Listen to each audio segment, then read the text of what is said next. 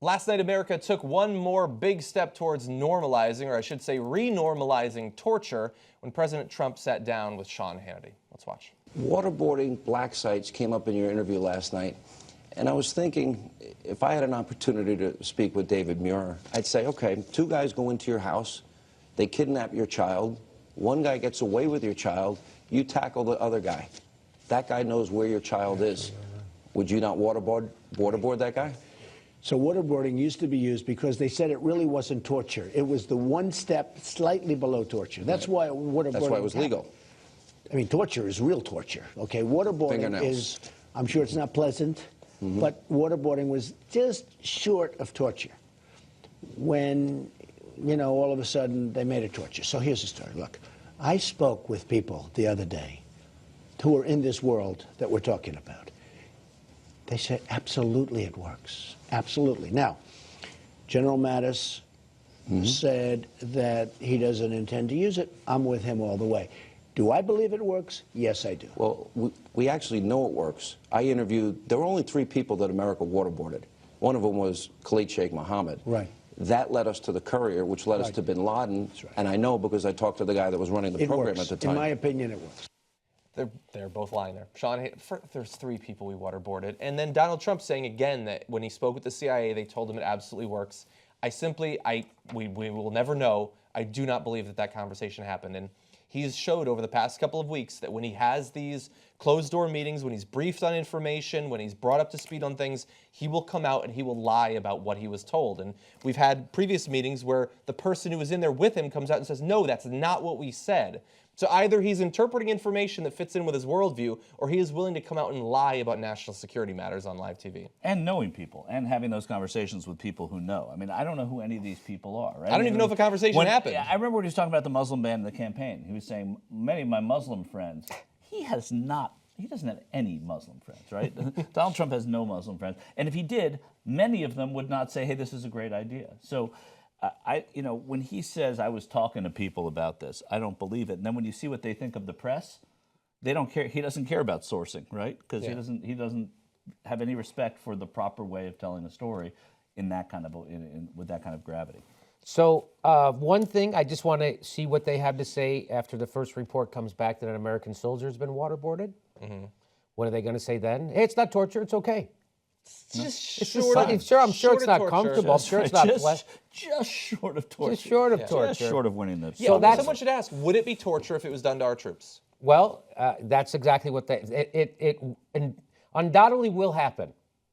It's happened before. We prosecuted Japanese people for it, and so it's happened. Here's a bad thing. Here's another reason why the Justice Democrats need to step up is because we have a torture report that the Senate put together. It took a long time for them to put it together, and it has all the details of who we tortured, when we tortured, who ordered it, who did it, why it doesn't work, how it didn't work.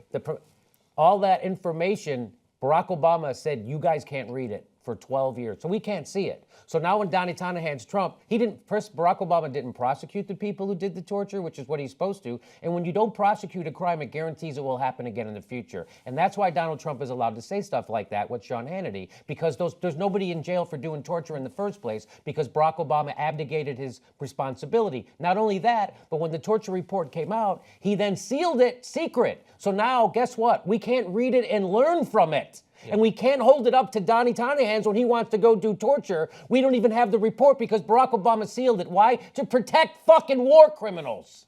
I totally agree. We do have to acknowledge that they shut down the programs, though, which is the most important single part. I would have liked the prosecutions as well, but he shut it down while Trump is bringing it back. They also they laid out the... I would say that those kind of half measures is what gave us Trump.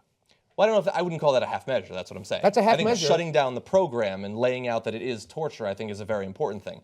Now, him being willing to, as he has with Wall Street, trying to cover people's ass and make sure that they don't get prosecuted, that's a big problem. But he did make it illegal. And they went to their 24 thing again, like David Muir. If your kids were kidnapped, well, okay, Sean Hannity, if your wife was frozen in carbonite, would you control guns? It's just fucking ridiculous fantasy land stuff. But this is a member of the media talking with the president, sketching out episodes from 24 and trying to make national policy based on that. It's ridiculous.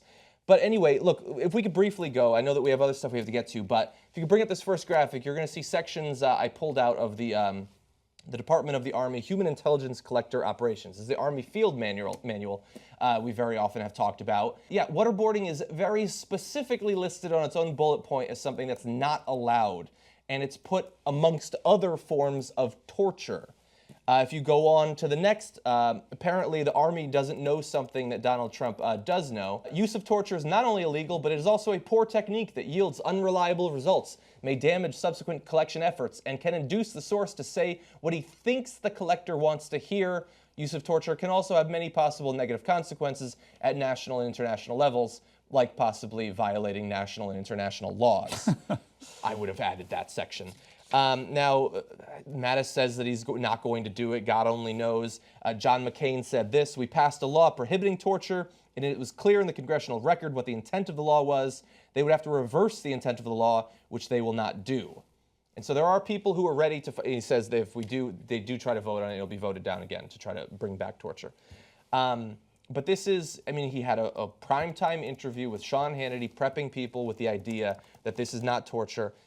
And again, for my final point, I love the logic of, he says, just shy of torture to waterboard, when all throughout the election he said, we're going to waterboard and we're going to do a hell of a lot worse. Well, if it's just shy, then wouldn't that hell of a lot worse go into the torture area? No follow-up questions. Sean Hannity is there to be state-run media, basically. Yeah, and ironic that after being admonished by Steve Bannon, Donald Trump went and spoke to the media. Exactly, it's You're not weird. I allowed thought to. they were the He opposition party. He broke the rule, like day one he broke that rule. Yeah. It's amazing. And who are you going to trust on this stuff, John McCain or Donald Trump? The whole 2-hour podcast of the Young Turks, commercial-free, all the network shows, and you get to be part of independent media. This is huge. It really is. All that at tytnetwork.com/join.